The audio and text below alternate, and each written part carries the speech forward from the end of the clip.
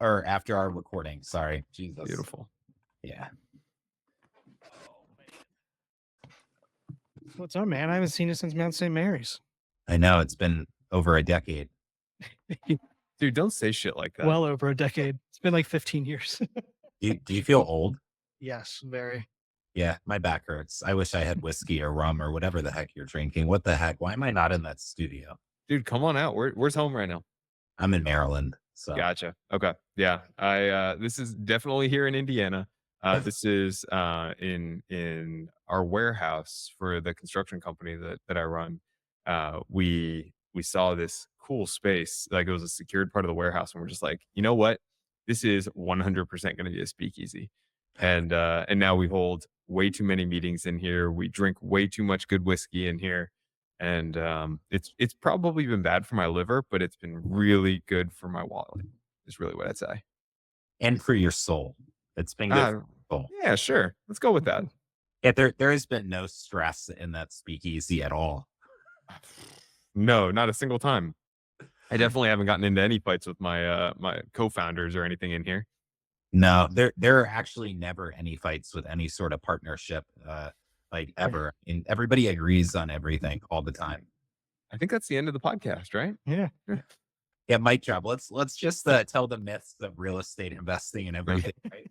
But let's paint the picture that everything goes perfect.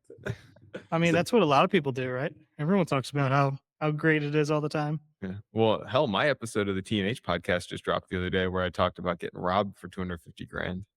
Oh my Did god! it just come out? It just came out on Tuesday or Wednesday. Yeah, something like that. Holy cow! That's a good amount of money. It's not inconsequential. Let me put it that way. And it's also not the first time. It happened twice. It was about $125,000 each time.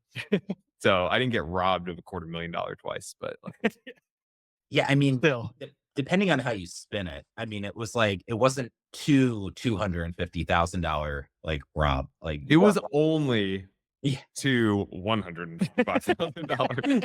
Yeah, that's all it was. And Yeah. Everything. And my wife feels better about it. Yeah, I mean, girl math. I mean, guy math. Yeah, that's funny. No, this is cool. You guys have a cool spot. That's neat. Oh, Yeah. not my spot. I just take over once a week for an hour or two. It's great. I get to show up, be smart for a couple minutes, and then I leave. And Brooks does all the work on the back end to make sure that something actually goes out. It's Dang. not always good. It's No. not always good. Hey, it's okay. I mean, when whiskey is involved, it is what it is, Yeah. So where in Maryland are you based? So I'm in Frederick County.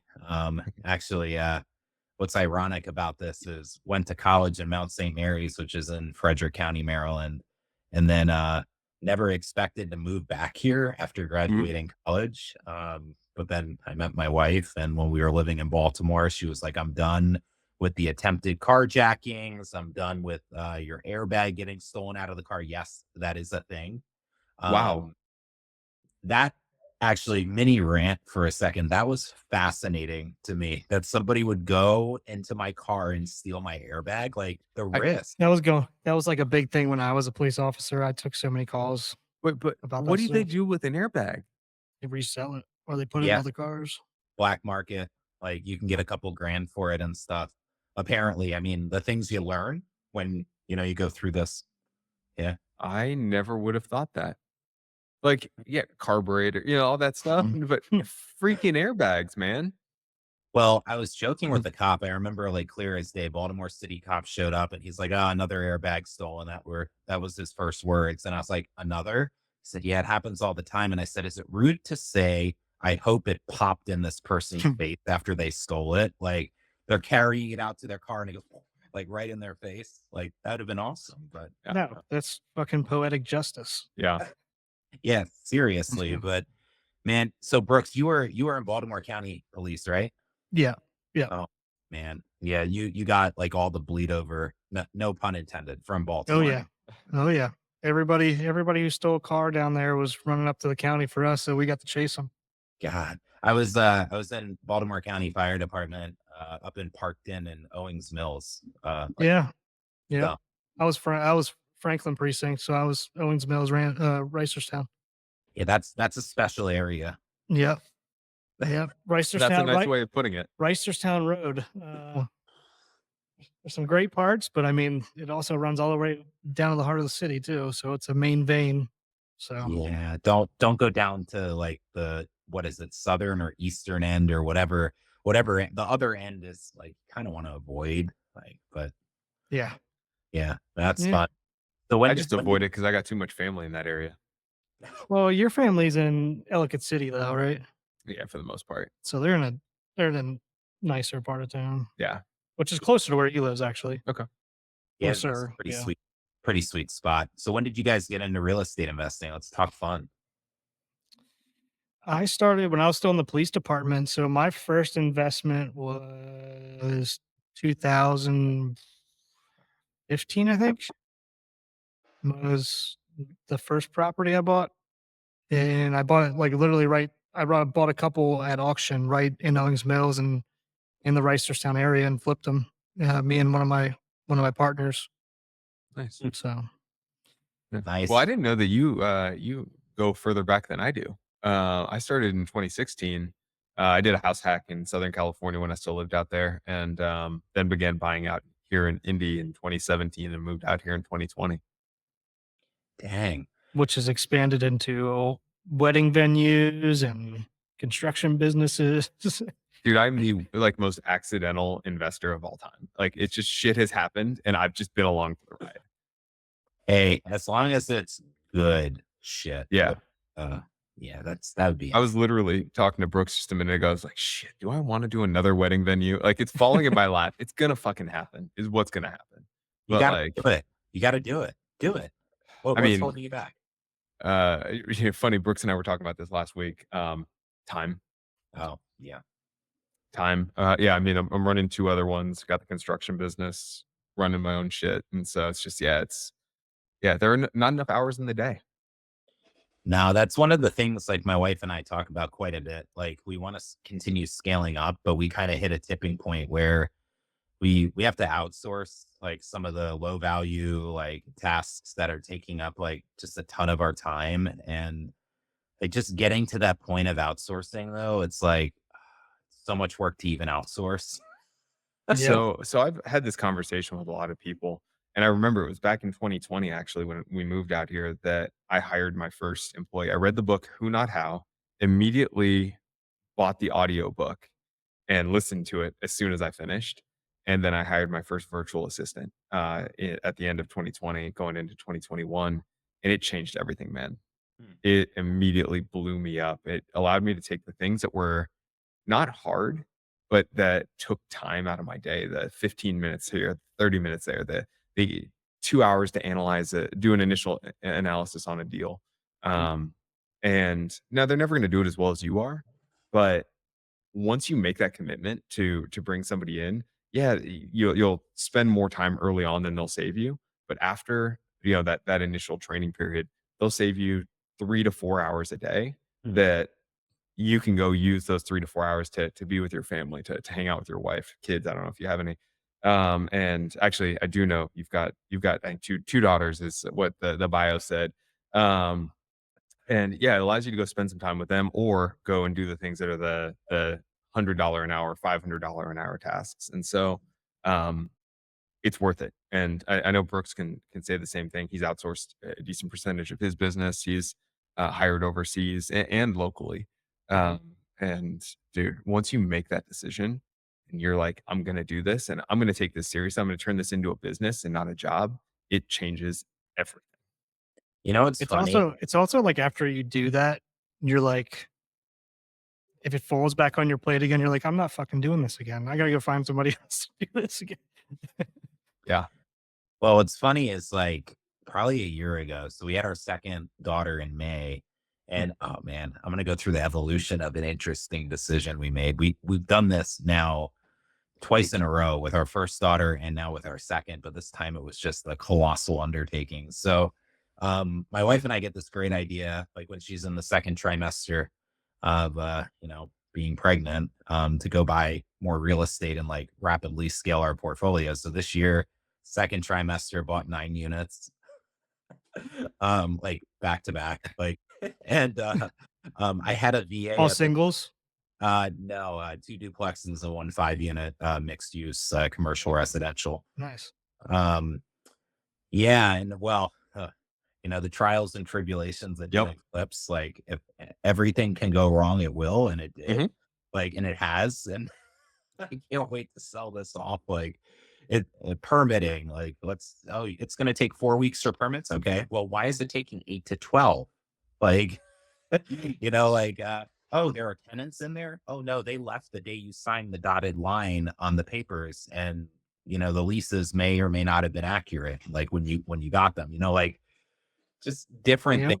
And you start, uncovering stuff. But there was a whole point to me sharing this, and we can dig into whatever. But like I had a BA, and then it just wasn't working out. And it wasn't working out. Later found out because of me. Like it was one of I those. was going to ask that question. Were you the problem or were they the problem? I was the problem. And it took me a really long time to realize that, like up until August, so like 3, 4 months after I let the VA agency go that I was using. And ever since, like things have just been like 1,000% worse. Like, and like now I'm at the point where, like, the other day I was like on Chat GPT and I'm like, VA job description, like write Yeah. it for me. And like I went on Upwork and I like targeted a couple people, like $7 an hour. You are totally worth it. And you Oh my speak God. perfect $7 an English. hour is a steal. Yeah. Yeah. If you find a good one. Yeah, well, yeah, that's the thing. Like, okay, you got 5 out of 5 stars, you have really good reviews on Upwork, and you're from the Philippines. So $7 an hour is actually pretty darn good salary for you. Yeah. So let's see. So now I'm vetting and interviewing and stuff. So I can't That's the wait. hardest part. And so here's the part I'll actually challenge you even one step further than that is great. How much time are you going to spend finding the right person and potentially firing the wrong person going through that process versus hiring an agency to help you find one? Mm, Like how much wasted opportunity. And again, I've done both. I've actually hired the agency and now I have enough virtual assistants that I basically have them do the first pass on all the interviews and then I'm the one doing the final. And so I kind of have the best of both worlds at this point. But I know I wouldn't be where I am today with my virtual assistants without actually having hired an agency early on. mm, Yeah. I mean, I've uh, tried a couple times on my own, and I'm just not, whether it's me or it's like I'm, for whatever reason, picking the wrong people or whatever, but I've had more success with going with an agency for sure. Um, or I mean, my first one actually came from Nick. Nick had trained one in his construction company before he had actually started one. He like kind of lent it out to them. Long story short, didn't work out, and he was out of work. And Nick was like, "Well, I don't need him right now. Do you want him?" And I'm like, "Yeah, I mean, I'll give it a shot. I'm looking. I'm looking to hire somebody now, but nothing. I mean, stuff wasn't really going well for me in terms of finding a good one that fit what we were doing, and then ended up working out. He's not with us anymore, not by any circumstance for either side. It just his Family. family stuff. So, um, and then after that, I was like, we went back into that. All right, we tried to hire on our own for a month, didn't work out. We fired a couple of them that just weren't doing what we were asking, or even we could talk about doing 80% of what we ask. Oh my I God. That's mean, so painful. so I was like, you know what? I'll pay somebody to go track down somebody good just to take this off my plate because I'm sick of wasting time. Basically, I was like, I just need somebody to just go do it. Let's get it done. Let's get somebody in the door. Which it doesn't always work that way. You're still going to fire people even if Yeah. you use an agency. But Oh yeah, and I did. I actually did fire one that I hired through an agency, and I waited too long. That was one of my biggest mistakes. Is I was way too slow to fire people when they showed me who they were. And I was part of the problem. I wasn't the whole problem in those situations. But Andrew, I promise we'll get to kind of what you're doing and everything right now. But my biggest question before we kind of move off the getting help thing is, what do you want them to do for you? Like, what are the things that the predefined things that you're like, hey, I know somebody can take this off my. Oh, are you gonna hand me a list? Yeah, yeah. exactly, I just wrote these down. I literally did a time audit. Like I started a time audit this week. No lie. Um, like Dude, from that's the so helpful when you do that too.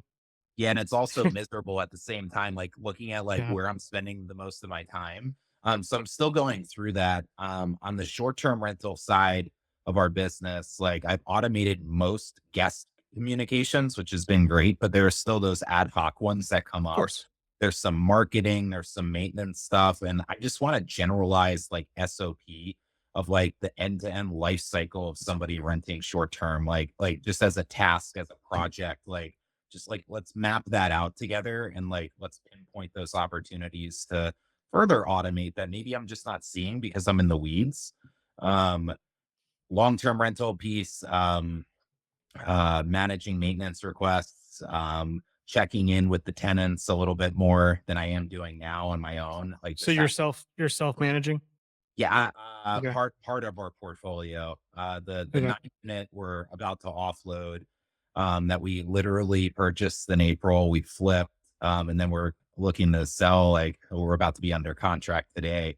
Um, that one I was outsourcing the property management to, which is a whole nother story. I do better property management, I'm finding out, than outsourcing it. But anyway, that's a whole thing I battle with. I want to bring it in house more and just have my own property management arm and control quality and process and stuff. But Yeah, you um, can do that if you've got the support for sure, yeah, and the right people in town.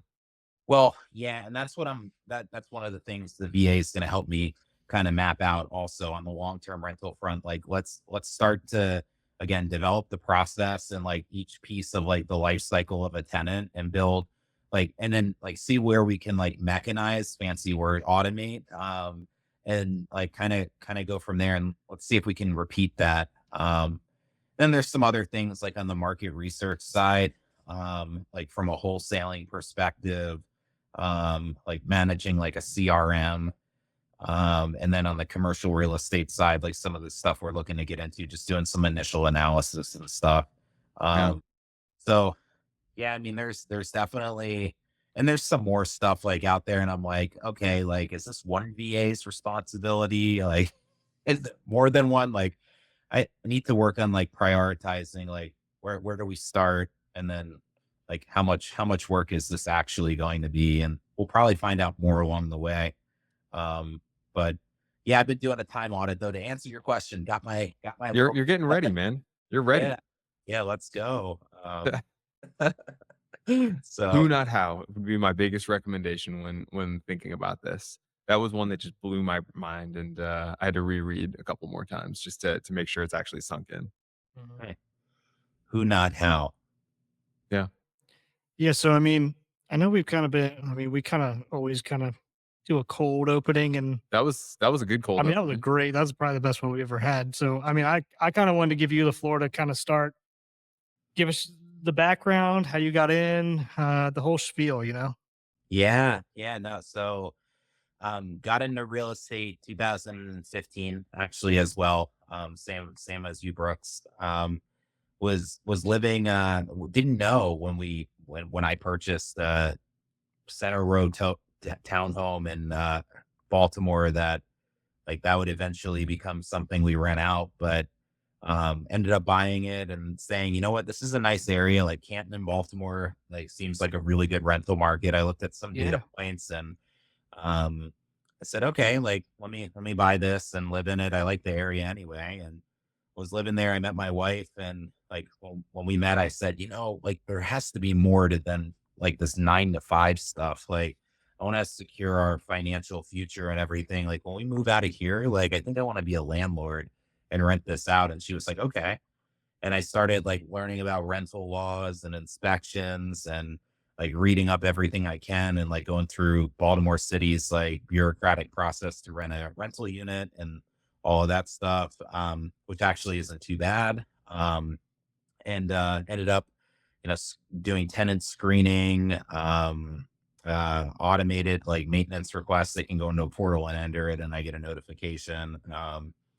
Automatic payment, like all that stuff and everything. Learned all about that, and ever since we've had like tenants in there, like the one right now signed a 3-year lease, like was Jesus. insane.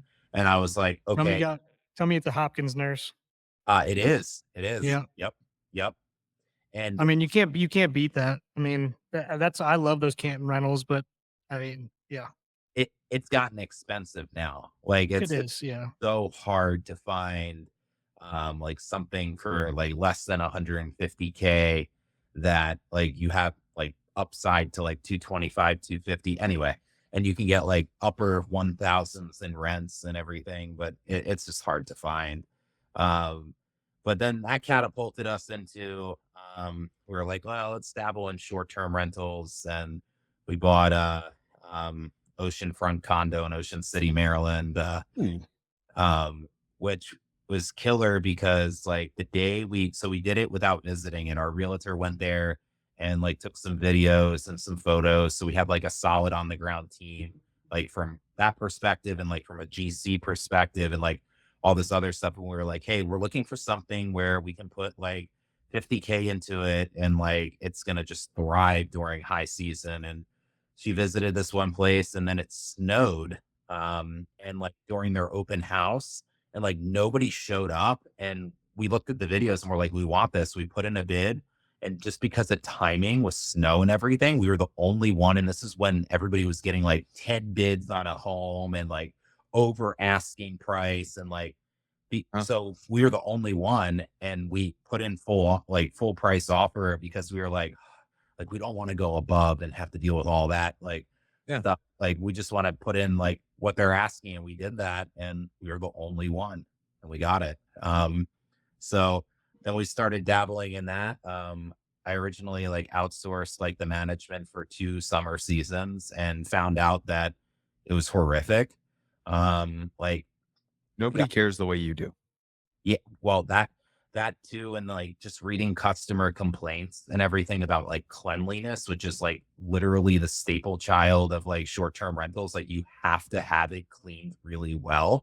No. And I mean, our unit immaculate, like granite countertops, like super, super fresh looking like unit and everything. My wife did all the design. I can't take credit for it. But like if I have piss poor management, like I'm not going to get recurring bookings. And I said, well, there's tax benefits. Like if I start taking this under my own belt.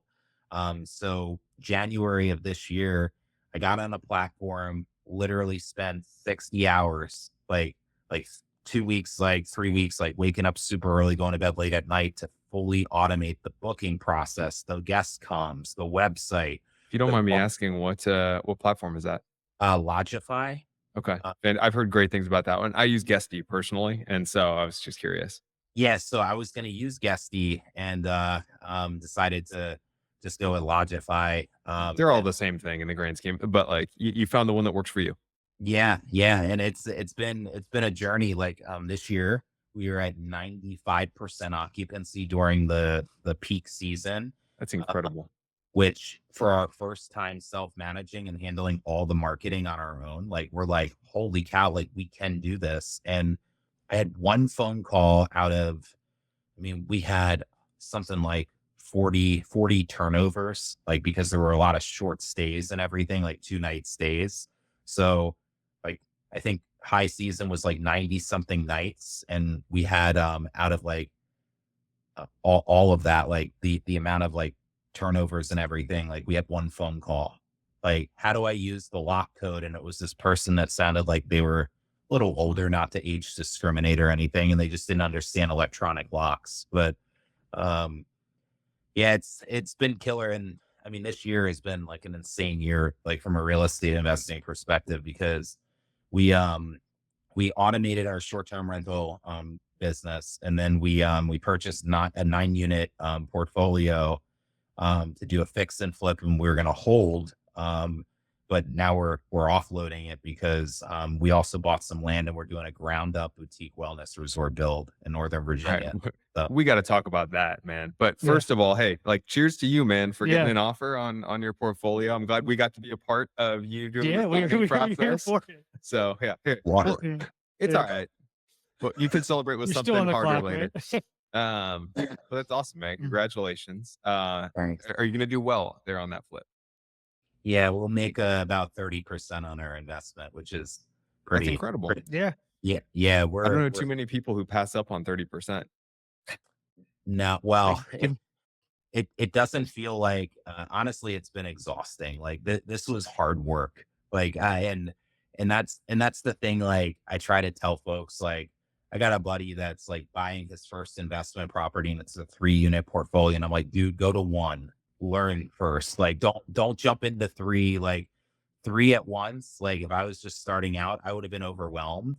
Um, but anyway, to each their own. But I told him, I'm like, dude, have reserves.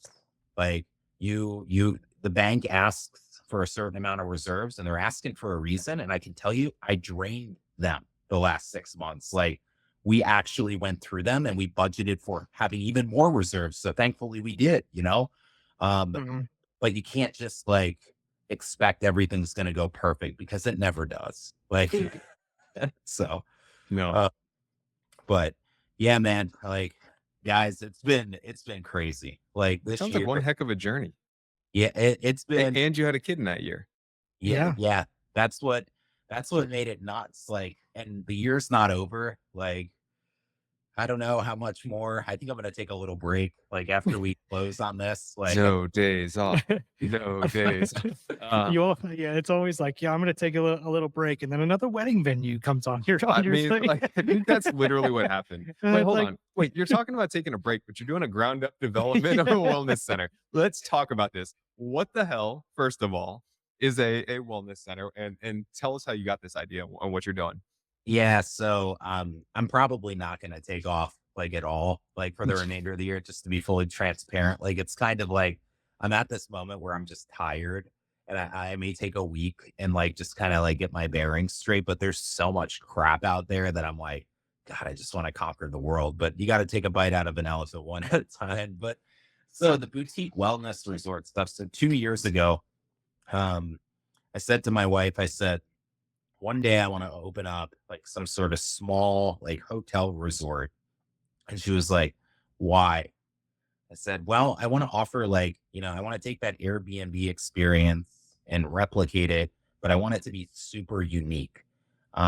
So I was a firefighter and one of the things that I thought would be kind of cool is like doing something that gives back to that community in some way.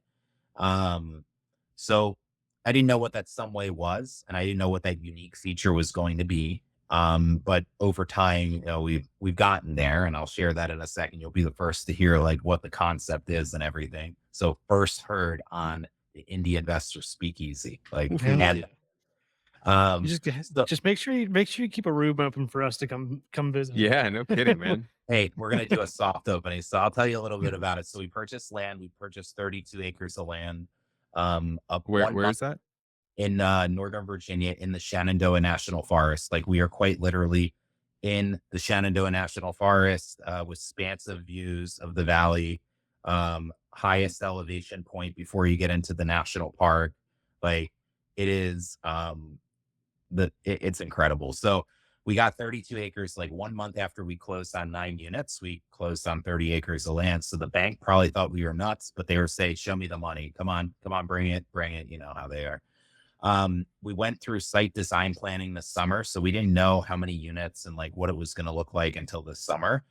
We're doing 18 like cabin like builds, a main house, a venue area, a hiking trail, rock wall, indoor outdoor shower, like um hot cold plunge pool, regular pool, yoga like deck that has like a expansive view of the valley. And then our icon, our 19th unit, first heard, I haven't shared this, is a fire tower that's going to have a Oh, place on top for people to like actually stay. And the wellness collection, because this is one of five that we have our like with our vision. So this is our flagship facility, but it's going to be called Fire Tower Wellness. I Um, love that. That's awesome. Yeah. yeah. So we're going to have like self-guided retreats because a Dibs lot on of that people, one. Yeah. Dibs on 19. yeah, yeah. No, everybody's gonna be having dibs. So I'm finishing up like I'm in a boutique hotel mastermind. It's like a thing, and it's Yeah. pretty freaking killer. Like these people like own like 6, 7, 8 hotels, and they're all like less than 50 units, and they're super unique across the US. And like they're helping me out with like the financial modeling piece because it's Mm. completely different. and I want to get my numbers as close to right as I can be, like through these folks that have done it and, have had a lot of growing pains.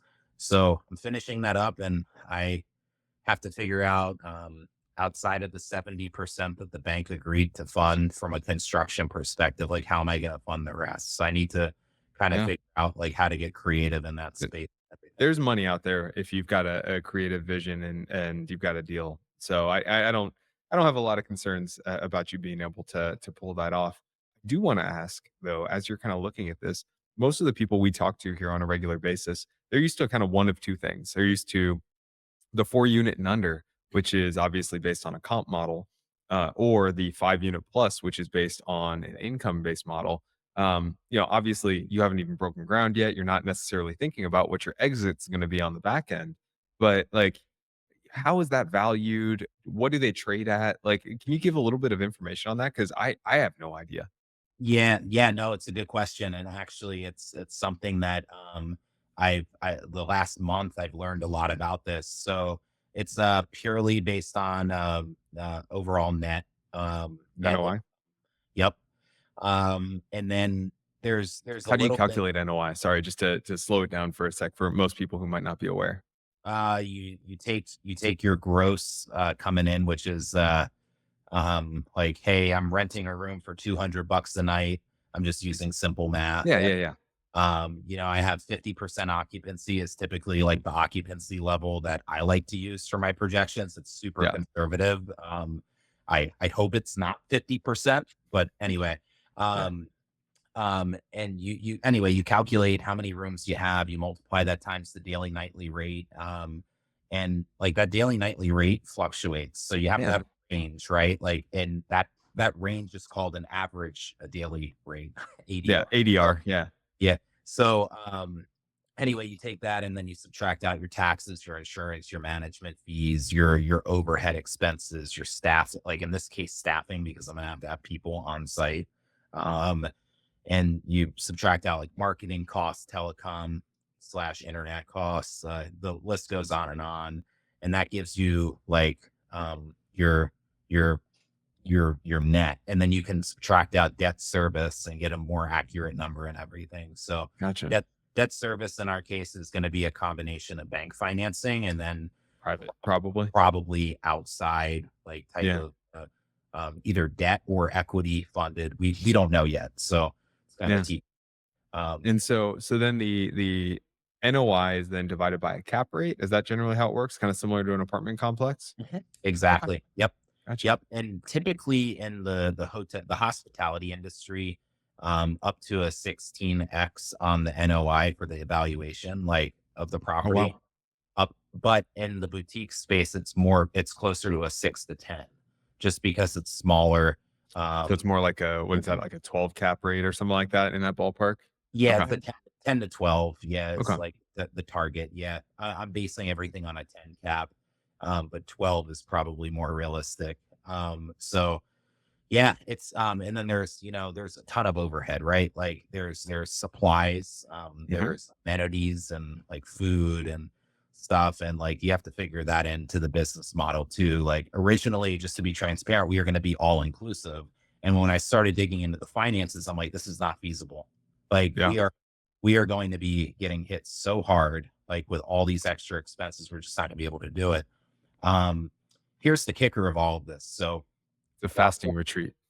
yeah, it's a fast one. Yeah. So 40 minutes away from us, there's a wellness resort that's being built. It's 150 rooms. Now we're sub 20, so 150 on 1,000 acres of land.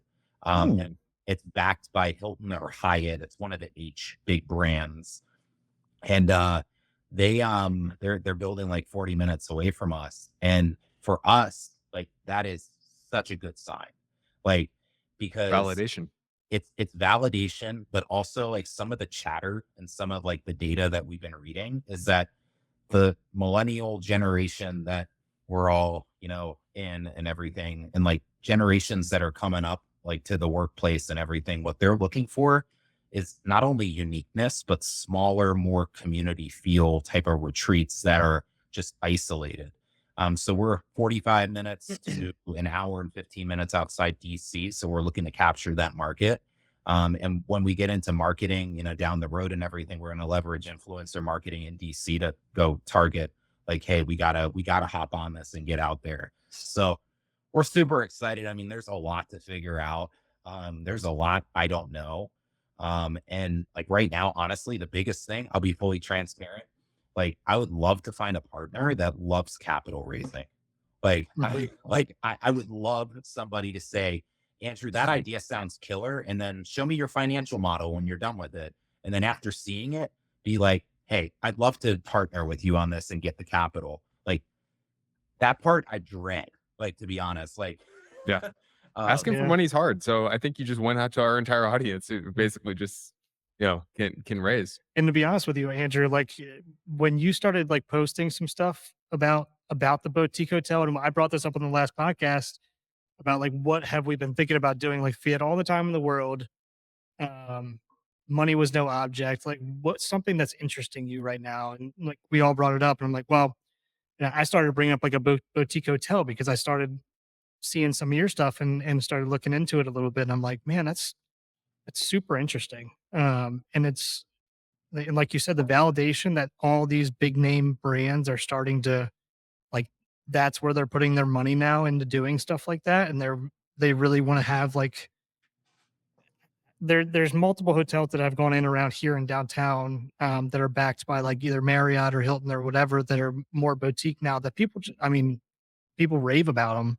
Um, so I think your head's in the right direction here. So well, no, I appreciate that validation and everything. And like some of the validation we're seeing in the marketplace, like right now is really nice. I think like the biggest thing that I think of, like I put my business hat on and I'm like, if I'm a big brand hotel that has 150, 250 rooms, I cannot imagine how much it costs to staff that. And if you're at yeah, 25 to 50% occupancy, sometimes like you are losing so much money. So Mhm. like I think smaller is better because you can automate easily. You can have low overhead from a staffing perspective, and you have more room to be unique. Like just because you're small doesn't mean personalization goes away. Like we're going to have a virtual concierge as a part of this and everything, like to be able to personalize the wellness experience for the individuals that are going there. So like instead of having somebody on site, like go to your app on your phone and say, "Hey, I'd like a massage." Sure, we'll arrange that for you, no problem. Like, I mean, there's going to be, challenges with this, like Of with any, course. um, but I feel the most confident about like the boutique hotel like industry just because like it's not regulated the same as like an Airbnb, right? Like you're now in the commercial game from a hospitality standpoint. So like when localities change their regulation on like the short-term rental front and start putting in, all these restrictions, like I'm not going to be impacted anymore. Yeah, your zone Uh, different. yeah, so I'm really looking forward to that. And that's the biggest next hurdle. Like we're kind of in an awkward spot where we're thinking through the financial model, and like our next step is like we need to go through the special permitting process to actually break ground in early Q2 of next year is our target. And it's about a 12 to 18 month build process. I'm going to say 18 months to be conservative. So anyway, lots going on. Yeah. Dude, that's exciting. And the fact that you're doing it in such a different way. Yeah. What I really respect about kind of the way you're going about your business is you're approaching it as a business. You're not just approaching it as some passive investment. You are taking this investment by the horns and you're going after it. yeah, and It's, I mean, I'm excited. I mean, I'm excited for you to be honest with you. Like I'm excited to just watch the journey as well. Yeah, please put Um, that on Instagram and Facebook. We'll oh we'll yeah, do. And I mean, I think you're more excited to show up one day and do a podcast there. I mean, Absolutely. well, yeah, I'll I'm bring a definitely great bottle excited. of bourbon. let's Yeah, go. Do it. yeah. Hey, So that's I wellness and at core is bourbon. Yeah, of course. yeah, and it's kind of like you're commercializing Airbnb, right? I Yeah. mean, with doing like these little boutique retreats. So I mean, it's kind of one step ahead of the curve right now, and you think about it because you see what's coming down the line here with a lot of cities, and there's talks in Indianapolis about certain things. Yeah. not that anything's like coming up right at this moment, but I mean, the fact that people are starting to talk about it is Not a great sign. it's a sign, that's for sure. Yeah. So I think you're doing it, and to be honest with you, this kind of hits home with Nick too because he's kind of got a special kind of place with that Yeah. with his venue because he's kind of trying to figure out. Me and him have talked about it many times with his wedding venue about where he's going to go with the land that he has there. And the boutique hotel idea. Yeah, So I yeah, honestly, I want to follow your journey, follow your financials to make sure it actually makes sense before I go and pull the trigger myself. yeah, Yeah, for sure. And we can support each other, Mhm. right? Like as once I get my financial model, like, and actually understanding the model, that's the biggest thing. Like I can plug all these numbers in and everything, but I want to make sense of the data and actually sit down, I'm going to use a really weird word, but I'm going to let it marinate. I'm going to let it sit in. Uh, I use that word all the time. okay, cool. So I'm not the oddball here. Maybe I am, but I'm going to let Not it for that. yeah. I'll let it really sink in. And then like after that, like love to talk to both of you about it and like actually dive into the data and everything just to share and learn together, right? Because this is a Yeah. little bit of a different business model and everything. So yeah, And that's so what well, the thing I do want everybody to hear from what you just said is you're not bogarting this information. You are like trying to share and bounce it off people. And what I hope people that are watching this take away is share what you're doing, explain it to other people, and let other people poke holes in it. There are other people who are really smart or might have a very regionalized expertise. They can help you through your journey, even if you're doing something different and new versus what they've done in their history. for sure. For yeah. sure. I mean, like something that's working for you in Northern Virginia, or if you take this somewhere else, might not work here. And somebody might have tried that here. So I mean, just you bringing it up on this podcast, I think is big for people who might even have started to think about this. Because I've talked on here multiple times about how different regions are a little bit more guarded with the information that goes on. I Yeah. know the region where we're from in Maryland, people tend to keep things a little bit closer to the vest, whereas, and I feel like in Indiana, since I've come here, if I ask a question, people are willing to jump and help you in any way. Yeah. So Yeah, I definitely experienced that. And honestly, I appreciate you sharing that and like sharing it as like, hey, like it's a really good thing. Like I'm sharing this and everything, but it didn't always used to be that way, to be fully transparent. This was a growth area for me. mhm. Like to be able to share, collaborate more and tackle it more as like one team. You have to watch out for yourself, of course, right? At the end of the day. But if you know people, like, and you already have these connections, like in the investor community, or if you know somebody that real estate invests, like lean on them, bounce off ideas, like just do it. I mean, Yeah. like what's stopping you? Yeah, Nothing. whether I mean, if you like it or not, like they'll give you an opinion, and you can at least take that in and process it and decide for yourself whether you're gonna use it or not. I mean, I don't And know. I think that's big. Definitely a big thing for newbies to not be same thing. It's like the same thing with networking. It's like you just got to put yourself out there. Um, Definitely yeah, something I was bad at when I first started. Me too. I think Just everybody is when they first started eh, this. Yeah. it's just like you want to keep everything to yourself. Like you feel like you got the imposter syndrome. You also got like I'm doing something that I feel a little bit embarrassed about. People are going to say like I'm stupid or something like that. And yeah, I mean you got to put yourself out there. Be the dumbest person in the room. Yeah, That's my biggest piece of advice to anybody getting started at this. I agree. God, And ask the dumb question. You know me, I'm always willing to ask the dumb question. Same. God, that's so powerful. So outside of like real estate investing and like my W-2 job is like working in tech, I also have like a little bit of a newsletter. It's called Overcoming Insecurity. And it's a little bit of a play of like, hey, I'm in Yeah. security by tech, tech security. But I've also been super insecure all throughout like my career and everything, and especially in real estate investing. So this year I said, for me to overcome insecurity, like I'm going to start putting out content and I'm just going to do it. And I Yeah. ripped the band-aid off early summer and I started like just generating all this stuff from a newsletter to like LinkedIn content, Instagram content. And you know what? after 2 days, I'm like, this is natural. I'm just going to keep doing it. Yeah. And it's just getting over that hump and that insecurity piece of like, oh, what are people going to think of me? Well, I don't care anymore. Like, come on, come give me opinions and everything, react to content, disagree with me. I'm cool with it. Like, let's have the conversation. It took a long time to get to that point. Yeah. So I totally can relate with people if like they're super insecure. Hey, I was there 4 or 5 months ago, and honestly, I still have parts of like business and like in my career that I'm super insecure about, but I'm just gonna get over it. Like I'm gonna, tackle it, and that's what we got to do. So Yeah, dude. I was telling Nick before this, I was like, I don't know. I was like, I really don't know how long Andrew's been doing. And I was like, but he started popping up in my feed recently. So I was like, I don't know if he's like new, if he's just starting out and he's just kind of like scaling up really quickly, or like I had no idea you've been doing it since 2015. So like, I Crushing mean, it. just by putting out this content has reconnected me and you after 14, 15 years since freshman year of college. You So never know what could come out of it. yeah, And that's the other crazy thing, guys. Like it's nuts because like you put yourself out there and you just start meeting people that are doing something similar that are just generally curious. And like they say, hey, I got a friend over here that's interested in that stuff too. Or like you just never know how that web of a relationship just goes tenfold, yeah, it like I never thought I would be on the indie investor speakeasy. And Brooks, I never thought we would talk again after freshman year.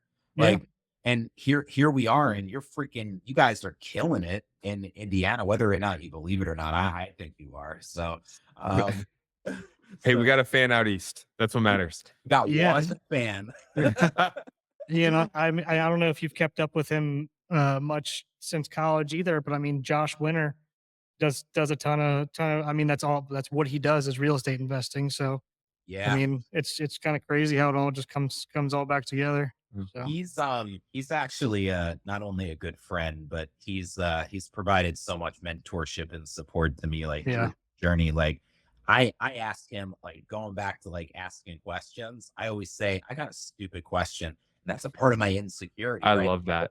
I always have to lead off with, hey, I'm a kindergartner. Can you help me? Like that's literally how I approach questions. And it puts my insecurity to the side just saying that. But it also opens the door for the person to say, this person's coming to me asking a question. Like, imagine like how that would make you feel, right? Like that, like for me, like if somebody comes to me and asks me a question about real estate, I'm like, me? Like, why me? yeah, Like, okay, yeah, I'll help you out based on my experience, but like that makes me feel so good. So anyway, just people have to remember that too. Well, Andrew, important question here. If people want to come and ask you a stupid question, what's the best way for them to get in contact with you? Hit me up on Instagram, Andrew Owlett is my handle. So hit me up. Wow. awesome. Yeah, That was easy. we'll tag that in the show notes, and yeah, man, we definitely want to have you back on again and kind of follow the journey a little bit, and give everybody an update. Yeah, let's do it. And maybe it'll be in Indiana and at a speakeasy that I found out. I Yeah, know a place. yeah, Yeah, it looks let's pretty do it, man. legit and doesn't have any technical problems in the beginning. None. None whatsoever. No. Yeah, so, Somehow we figured it out. yeah. Really appreciate you hopping on here today, man. No problem. Thanks for the opportunity, guys. Yeah, dude. Absolutely. Cool. Cheers. Cheers. Hey, Andrew, before you hop, that's a good cut point. As you do get your numbers together, let me know. Okay. I might know people who would be interested in being involved in that world. Again, it comes down always to the numbers and all that shit. But I mean, I was telling Brooks literally last week, like if I had more time, I would be running like private money Yeah. because I've got so many people in my world who want to find a home for it. It's a good problem. Well- It's a good problem to have. He brought that up to me last week. Brooks is like, fuck you, sir. I was like, God damn it. Everybody always needs private money. And now Nick's like, I don't have time for all this private money. Yeah, like I'm sitting here going, oh my gosh, I can think of a million things I would do with that. Like I have like 9 more fix and flips like I would do. But no, that I appreciate that, Nick. That means a lot, man. And Brooks, thanks for the invite today too. Like that means Yeah, a lot. man. Dude, seriously, I'm excited to watch this one go and like legitimately want to learn from you on it because I mean, I have 125 acres down here in Brown County that I need to figure out what the fuck I'm going to do with it. And there's some loophole in Brown County that you can only have so many Airbnbs per Within a quarter mile. yeah. But you're already zoned as a hotel, right? No, I'm not. Or I need to get rezoned. or you can get zoned. It's easier to get rezoned as a hotel than it is to get like Airbnb or something like that. Exemptions. Yeah. So he's just like, fuck it. Maybe I just do like a million cabins around the 125 acres. Yeah. I mean, yeah, It's maybe beautiful, right? Dude, check out, if you can, thewildsvenue.com. Or it's the Wilds venue. It's my wedding venue down there. And yeah, it's fucking awesome. And so I kind of want to follow what you're doing here. I want to, like, that's killer. And I didn't mention this on the podcast. Damn it, I should have. Next time. But well, I have a lot to learn from both of you.